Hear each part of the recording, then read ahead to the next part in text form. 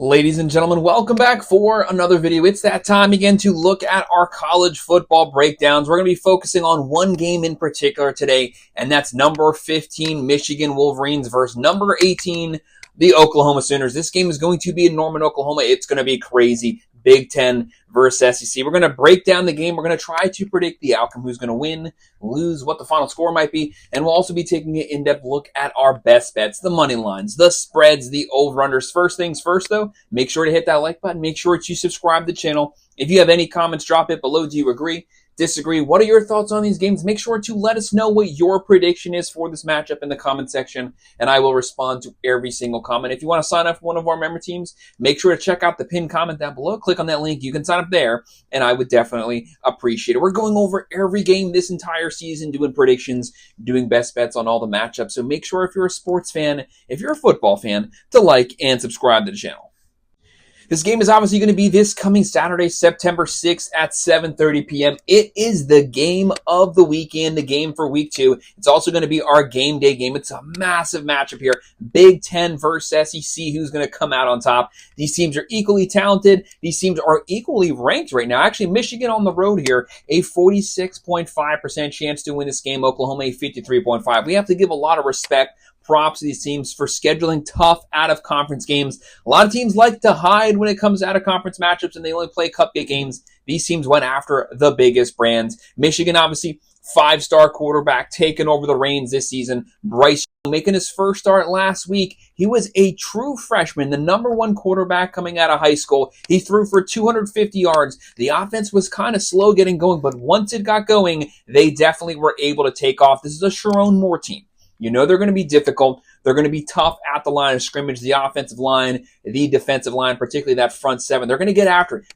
Their goal is to establish a functional run game. They want to run it down your throat. They want to line up in the eye, run it right at you. When it comes to passing the ball, they want the passing to be based off of the play action. If they did not have any quarterback last season get over 210 passing yards, Bryce Underwood, his very first game as a Wolverine, threw for 250. Might not have been a lot of yards, but trust me, that is a massive step forward for this Michigan passing game. And you know they're going to have a top 20 defense. They're going to have an aggressive defense. They finished last season really hot. They beat the national champions, the Ohio State Buckeyes, last game of the regular season, the bowl game. Even with all their starters out, they lined up, they out-muscled, they beat down the Alabama Crimson Tide. The thing about Michigan is they force you to play their style of football. Slow, grinding, 1980s trench warfare football. But hey, Brent Venables' Oklahoma team, they can do that. They've also been built at the line of scrimmage. They have a good offensive line. Last season, awful year. They couldn't throw the ball accurately past 5 yards. They brought over John Mateer, the number 1 transfer portal quarterback out of the portal.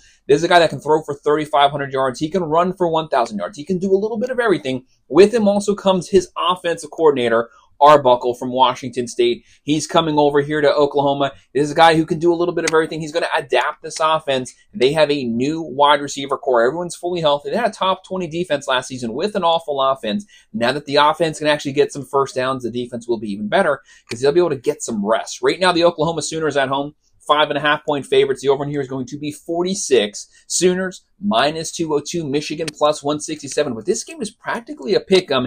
It's a 50-50. Whenever you have teams built at the line of scrimmage that play slow type of football, grueling football with really good defenses, honestly, anything can happen. When you're looking at the Sooners roster, you have John Mateer at the quarterback position, the running back room, Barnes, Blaylock, the tight end Kanak, and then the wide receiver room, much improved over last season. Lewis, Burks, Stagnetta. And then when you're looking at Michigan's offensive roster, they're going to be led, obviously, by Bryce Underwood at the quarterback position. You have Justice Haynes, Marshall, a very deep running back room, because that's the key here, establishing a good downhill running game. Klein at tight end, the wide receivers, McCulley, Moore, Morgan, and you have Sharon Moore. He's actually going to be coaching this game. Looking at the overall stats just after 1 week, Michigan's averaging 34 points a game, throwing for 251, running for 201. You see that balanced offense there, giving up 17 points a game, only 50 on the ground. That's where Michigan wants to beat you. They had a good secondary last season. They're going to have a good secondary this season. But when you have corners that can play man-to-man, your defensive front seven, they can pin their ears back. They can come after you. And then for Oklahoma, they're averaging 35 points a game. They threw for 392, ran for 103. That's not balanced, but hey, they will do whatever they need to do to get the win. John Mateer, like I said, he can do a little bit of everything. The fact that he threw for almost 400 yards his first game with this team shows you what this team's going to be capable of. They really want to hit the ground running. For both of these teams, conference play is just around the corner. Michigan, a tough Big Ten schedule. The Sooners, the second most difficult schedule in the country. Only the Florida Gators have it worse. It's going to be rough.